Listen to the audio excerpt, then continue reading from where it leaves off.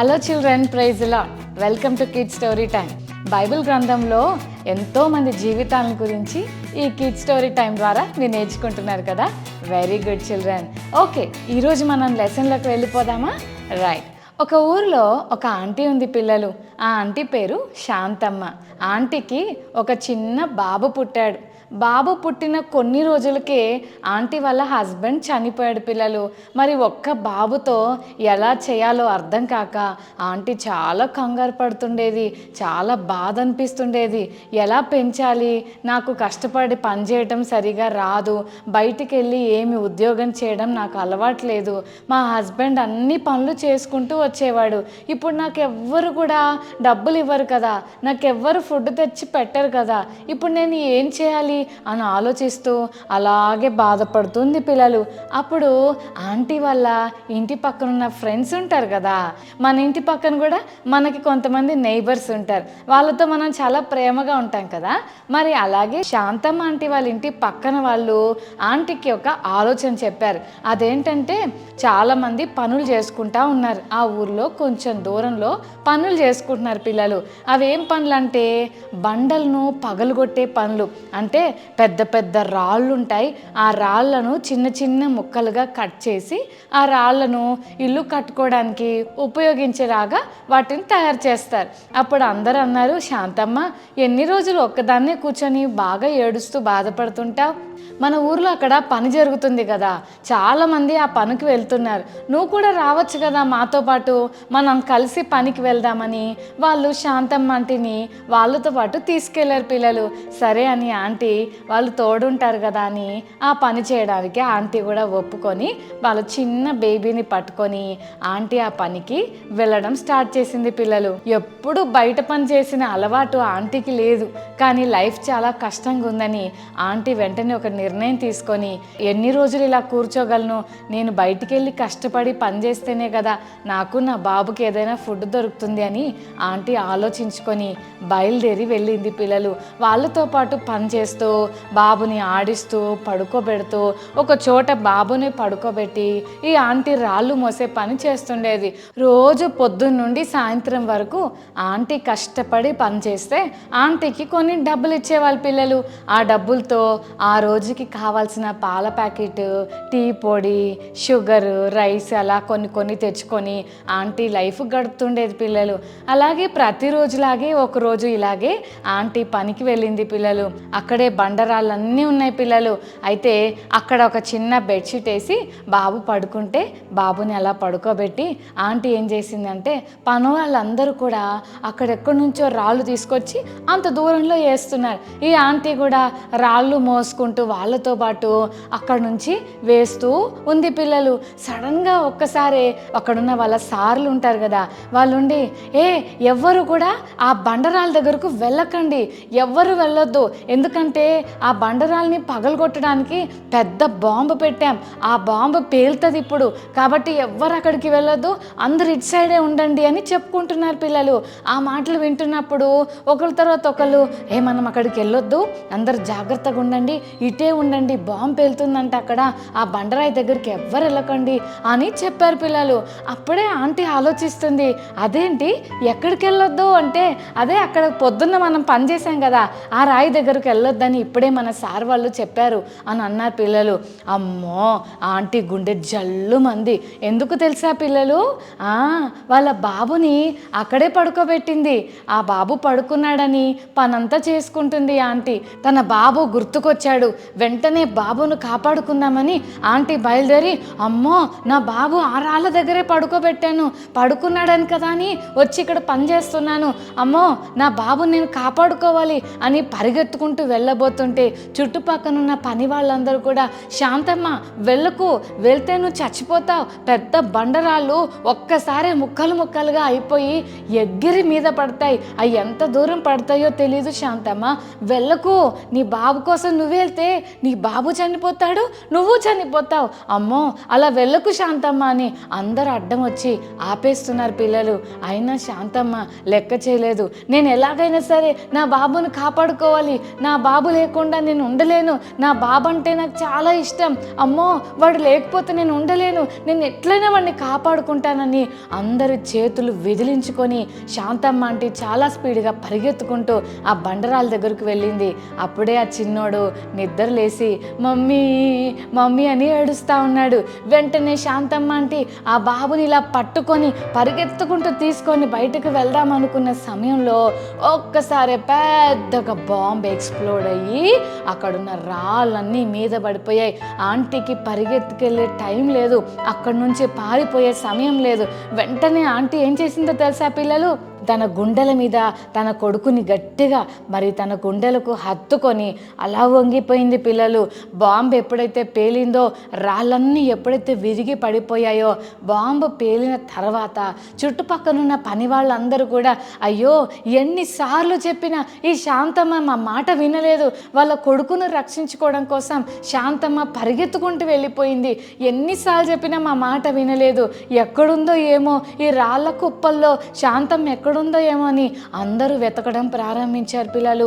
అక్కడ రాళ్ళు కుప్పలు చాలా ఉన్నాయి, ఏ కుప్ప కింద శాంతమ్మ ఉందో అర్థం కాలేదు. ఒకవేళ పరిగెత్తుకుంటూ పారిపోయిందా, స్పీడ్గా ఏమన్నా పరిగెత్తిందా అని శాంతమ్మ శాంతమ్మ అని కేకలేస్తూ ఉన్నారు. ఏ రాయి కింద ఏమైనా ఇరుక్కపోయిందా అని శాంతమ్మ ఎక్కడున్నావు ఎక్కడున్నావు అంటే ఉలుకు లేదు పలుకు లేదు. ఒకటేసారి పెద్ద రాయి తన తల మీద పడిందో ఏమో కానీ శాంతమ్మ అంటే రాళ్ళ కుప్పల్లో పడిపోయింది. ఆ రాళ్ళన్నీ తీస్తూ ఉంటే ఎక్కడో ఒక మూల ఆంటీ చీర కనిపించింది. ఇక్కడే ఉంది శాంతమ్మ అని ఒక అంకుల్ గట్టిగా అరిసేసరికి అప్పుడు పరిగెత్తుకుంటూ అందరు అక్కడికి వచ్చారు. రాళ్ళ కుప్పంతా తీసి చూస్తే శాంతమ్మ ఆంటీ నిజంగా అక్కడే ఉంది, కానీ బోర్ల పడుకోనుంది. ఆంటీ తలకు పెద్ద రాయి పడి అక్కడికక్కడే ఆంటీ తన ప్రాణాన్ని పోగొట్టుకుంది. ఎంత సాడ్ థింగ్ కదా పిల్లలు. అయ్యో చెప్పిన మాట వినలేదు శాంతమ్మ, వెళ్ళొద్దు వెళ్ళొద్దంటే మా మాట విన్నావా, కొడుకు కావాలి కొడుకు కావాలి అనుకుంటూ పరిగెత్తావు, ఇంతకీ వీళ్ళ కొడుకైనా బతికాడా అని అలా ఆంటీని ఎత్తి చూస్తే ఆంటీ గుండెల మీద పడుకొని అమ్మా అని మూలుగుతున్న వాళ్ళ కొడుకు ఇంకా బతికే ఉన్నాడు పిల్లలు. అందరికీ ఆశ్చర్యం వేసింది. సచ్ ఎ గ్రేట్ మదర్, ఎంత గొప్ప తల్లి, తన కొడుకును కాపాడుకోవడం కోసం ఆమె ప్రాణాన్ని కూడా లెక్క చేయకుండా పరిగెత్తుకుంటూ వెళ్ళి అక్కడికి వెళ్తే చచ్చిపోతుందని తెలిసి కూడా వెళ్ళి ఆమె తన కొడుకుని ఎలా కాపాడుకుందో కదా. ఇంత గొప్ప తల్లి ఎవరుంటారు? నిజంగా తల్లి ప్రేమ ఎంత గొప్పది కదా అని అందరూ శాంతమ్మను పొగుడుతూ ఆమె చేసిన ఆ త్యాగాన్ని చూసి చాలా సంతోషపడ్డారు పిల్లలు.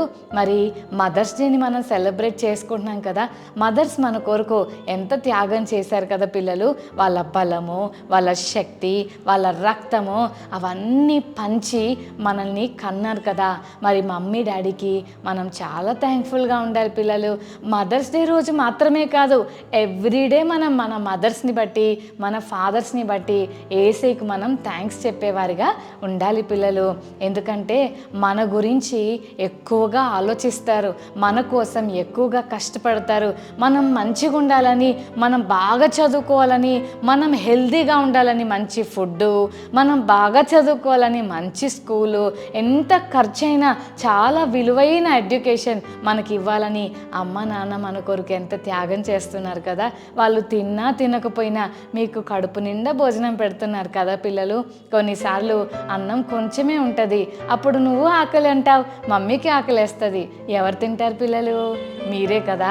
మరి మమ్మీ మీకోసం వదిలేసుకున్నవి ఎన్నో ఉన్నాయి కదా.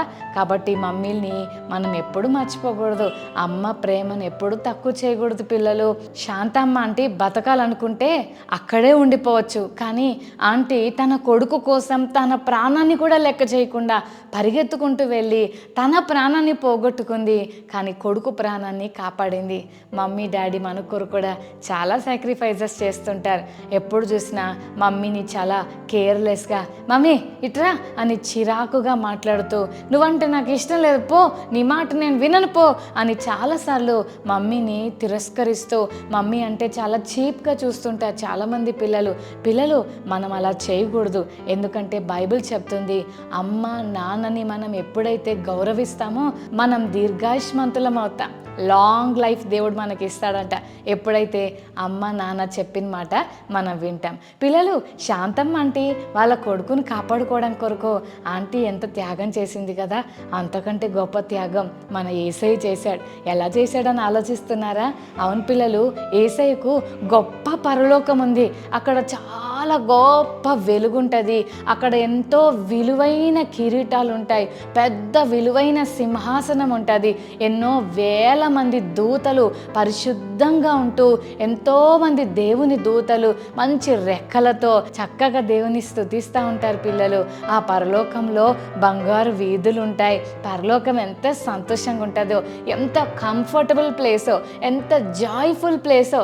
అక్కడ దుఃఖం ఉండదు, ఏడుపు ఉండదు, అక్కడ రోగం ఉండదు, బాధ ఉండదు. అంత సంతోషకరమైన ప్లేస్లో ఉన్న యేసయ్య నువ్వు నేను చచ్చిపోవడానికి మనం దగ్గరికి వెళ్ళిపోతా ఉంటే, నరకం అనే భయంకరమైన స్థలానికి మనం వెళ్ళిపోతుంటే మనల్ని కాపాడడం కొరకు శాంతమ్మ అంటే ఎలా అయితే పరిగెత్తుకుంటూ వాళ్ళ కొడుకు దగ్గరికి వెళ్ళిందో, యేసయ్య నిన్ను నన్ను కాపాడటానికి పరలోకాన్ని వదులుకొని ఈ లోకానికి వచ్చాడు. యేసయ్య అక్కడ ఉంటే ఆయనకు నష్టమేం లేదు, మనకే నష్టం. శాంతమ్మ అంటే అక్కడ ఉంటే బాబుకి నష్టం కానీ ఆంటీకే నష్టం లేదు. కానీ యేసయ్య తన గురించి ఆలోచించలేదు, తన యొక్క కష్టం గురించి ఆలోచించలేదు. కానీ నీవు నేను నశించిపోకూడదని ఆయన ఆలోచించి మనల్ని కాపాడడం కొరకు యేసయ్య తన ప్రాణాన్ని సహితం వదిలేసుకున్నాడు. ఎంత సాక్రిఫిషియల్ లవ్ యేసయ్య మన కొరకు ఇచ్చాడు కదా పిల్లలు. మదర్స్ డే సందర్భంగా మదర్స్ ప్రేమను జ్ఞాపకం చేసుకుందాం, యేసయ్య ప్రేమను కూడా మనం జ్ఞాపకం చేసుకుందాం.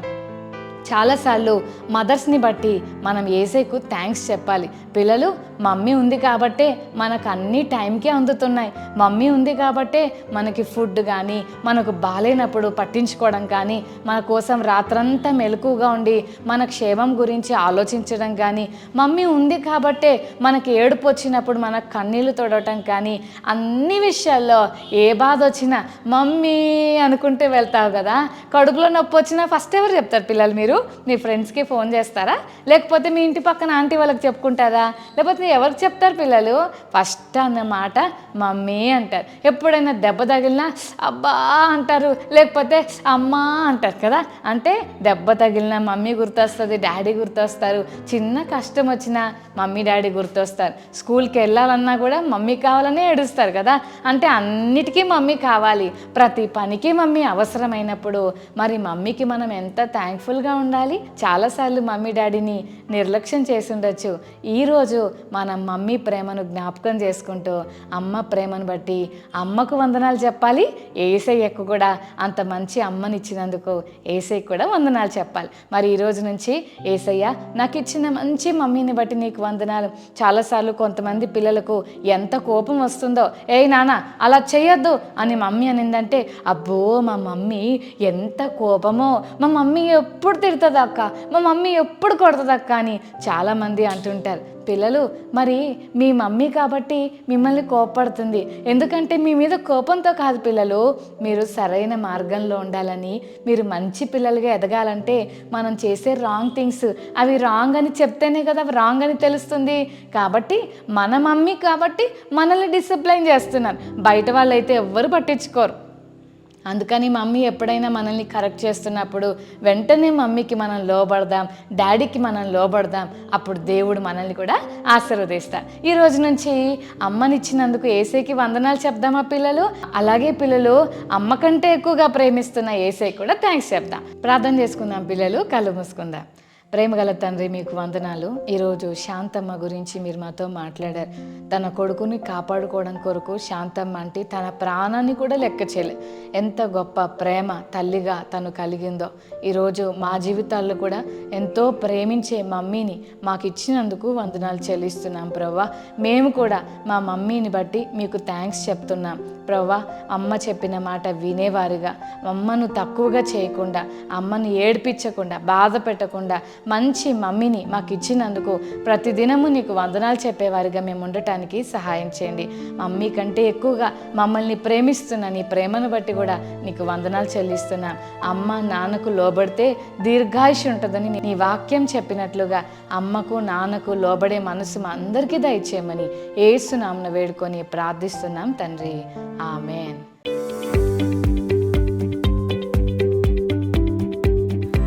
ఓకే చిల్డ్రన్, మరి మెమరీ వర్స్ నేర్చుకుందామా? సామెతలు 1:8. నా కుమారుడా, నీ తండ్రి ఉపదేశమును ఆలకింపుము, నీ తల్లి చెప్పు బోధను త్రోసివేయకుము. మరొకసారి నేర్చుకుందామా చిల్డ్రన్? సామెతలు 1:8. నా కుమారుడా, నీ తండ్రి ఉపదేశమును ఆలకింపుము, నీ తల్లి చెప్పు బోధను త్రోసివేయకుము. సామెతలు 1:8. Okay children, God bless you, bye.